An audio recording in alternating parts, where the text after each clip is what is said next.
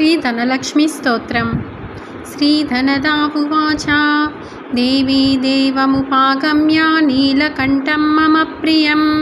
कृपया पार्वती प्राह शङ्करं करुणाकरं। श्रीदेव्युवाच ब्रूहि वल्लभसाधूनां दरिद्राणां कुटुम्बिनां दरिद्रदलनोपायमञ्जसैव धनप्रदम्। श्रीशिव उवाच पूजयन् पार्वती वाक्यमिदमाह महेश्वरः उचितं जगदम्बासि तव भूतानुकम्पया ससीतं सानुजं रामं साञ्जनेयं सहानुगं प्रणम्य परमानन्दं वक्ष्येऽहं स्तोत्रमुत्तमं धनदं श्रद्दधानानां सद्य सुलभकारकं योगक्षेमकरं सत्यं सत्यमेव वचो मम पठन्तः पाठयन्तोऽपि ब्राह्मणैरास्तिकोत्तमैः धनलाभो भवेदासु नाशमेति दरिद्रता भूभवां सभवां भूत्यै भक्तिकल्पलतां शुभां प्रार्थयेत्तां यथा कामं कामधेनुस्वरूपिणीं। धनदे धनदे देवी दानशीले दयाकरे त्वं प्रसीद महेशानि यदर्थं प्रार्थयाम्यहं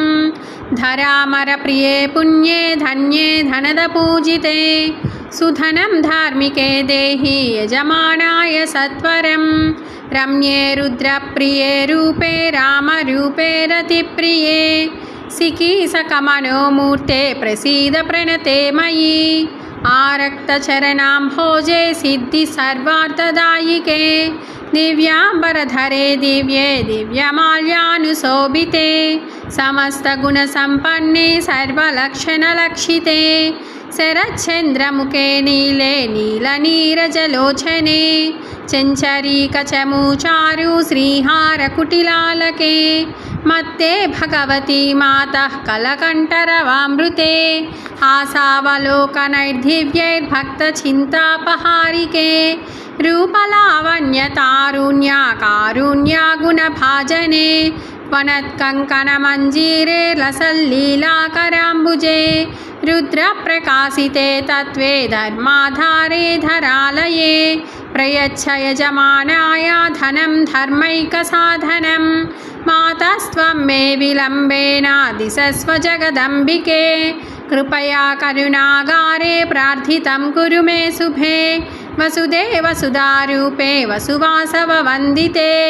धनदे यजमानाय वरदे वरदा भव ब्रह्मण्यै ब्राह्मणैः पूज्ये पार्वती शिवशङ्करे स्तोत्रं दरिद्रता व्याधिशमनं सुधनप्रदं श्रीकरे शङ्करे श्रीदे प्रसीद मम किङ्करे पार्वती सप्रसादेन सुरेश किङ्करे ऋतं श्रद्धया ये पठिष्यन्ति पाठयिष्यन्ति भक्तितः सहस्रमयुतं लक्षं धनलाभो भवेत् ध्रुवं धनदाय नमस्तुभ्यं निधिपद्माधिपाय च भवन्तु त्वत्प्रसादान्मे धनधान्यादिसम्पदः इति श्रीधनलक्ष्मीस्तोत्रं सम्पूर्णम्।